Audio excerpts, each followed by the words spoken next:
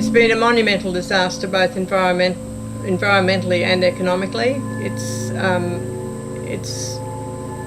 changed people's livelihoods dramatically. They can run far less stock. They don't have the reliability of floods.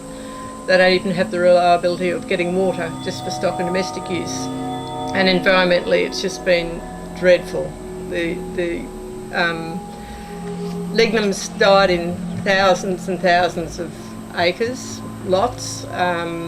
There's hundreds of huge river red gums and smaller ones that have all died, as well as coolabah. It's just been dreadful. My name's Peter Peterson, and I lived at Brenda Station for 27 years, from 1979 until 2006, when my husband was managing it. And it was 166,000 hectares and has 51 kilometres of double frontage to the Culgoa River, which gives us a big floodplain which flooded quite regularly. About 30,000 sheep and about 3,000 head of cattle in a decent season. That all changed. Without the flooding that we used to get, we had to cut our sheep numbers by 30% and our cattle numbers by 45%. So it made a massive difference to what we could carry on the property. We used to average a flood every 11 months, and now we haven't had a flood for over 13 years. And the longest that we went without a flood prior to the taking of water and water storages upstream was 3 years. Now it's 13 years, so it's pretty drastic.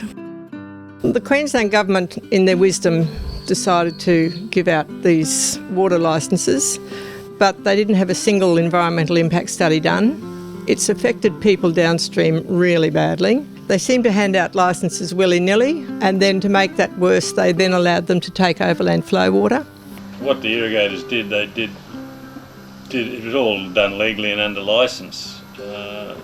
Morally, it was totally wrong, but they had permission to do it, didn't they? Yeah, they did it. Yes, you've got to lay the blame at the foot of the government. There's no doubt about that. Well, they had no environmental impact studies done, did they, before they did any of the development? And it made a huge difference to people's livelihoods downstream.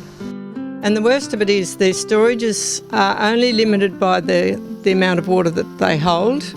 If there's 3 floods in a year, they can top up each time. There's no volumetric cap on what they can take. Cubbie is the main extractor, but if you add all the others together, you've got another Cubbie as well. Cubbie affected us greatly because we were downstream from them.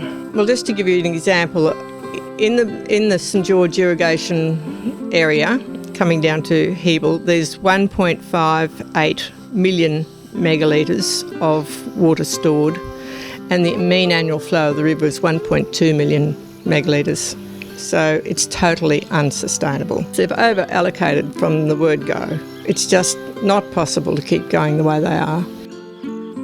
It's devastating seeing the floodplain, it really is. There's lots of fish that are endangered. We haven't seen a cod for years, and we haven't seen a koala for years, and we used to have a lot of both. You hardly ever see birds along the floodplain there now, and there used to be stacks.